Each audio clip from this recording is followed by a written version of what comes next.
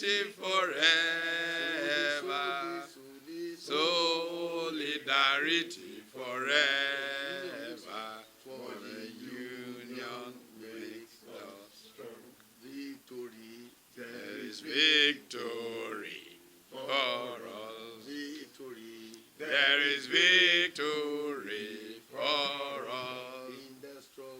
In the struggle, Nigeria, there is victory for us. Forward, Forward, ever, backward, never.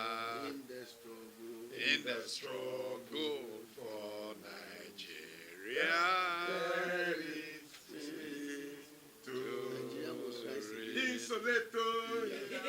Nigeria must rise again. Nigeria must rise up again. Nigeria will rise up again. Nigeria will rise up again. Nigeria will rise up again. God will heal our land, restore us anew. Nigeria will rise up again. Thank you. To me, at least, that there was no way the PDP or the APC could bring Nigeria to progress. Because what it does is creates transactions, trade-offs between powerful people who want to control power for state capture purposes. And the progress of the people, not deliberately, just somehow becomes the secondary. The kind of nepotism that fires off is the reason why Nigeria is not run by competent people. Everywhere you go, second-rate people are in position because of, it's my turn, appoint me. We promised you that, we delivered this. And the consequence is that our country is at the bottom of every measure.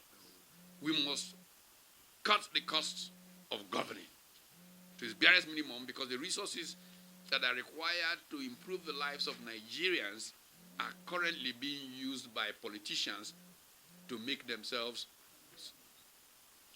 superfluously, I don't know what language to use to describe what they do of themselves.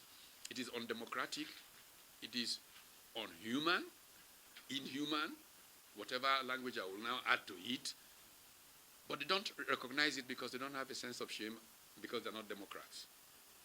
Because they're just agents of the people in service to the people.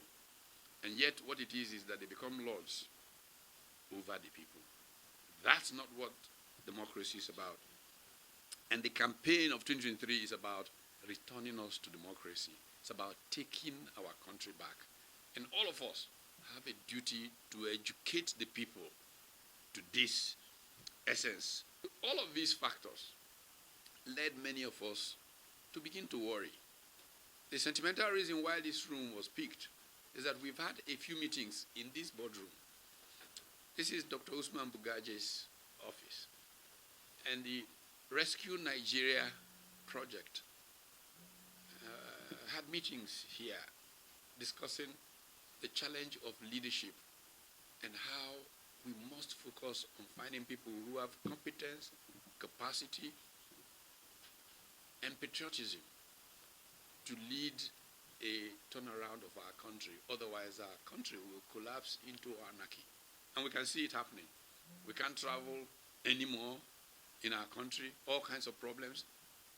The onset of that anarchy that Robert Kaplan predicted in a book written 20-something years ago is at us, looking at us. So to rescue Nigeria became a task that must be done.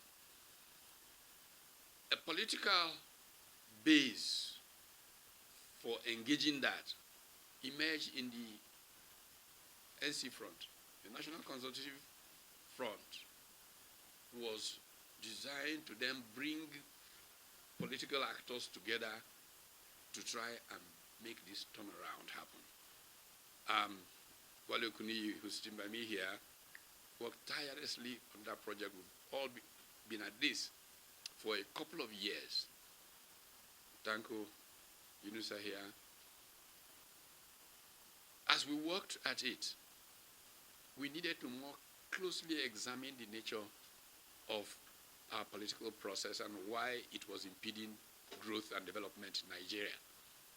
And one of the things that I at least found as somebody whose training, fundamental training, and personal passion is the examination of economic performance and the political conditions that lead to it, is that the structure of our big parties just made it impossible for them to be vehicles of progress for the Nigerian people. It's not because people are good people or bad people. The nature of the structure, in structural economics, there's a paradigm that's called the structure, conduct, performance paradigm. If you want to see how an industry performs, you look at the structure of the industry, and you see the conduct that is driven because of the conduct, because of the structure, and you can invariably tell the kind of performance that will come.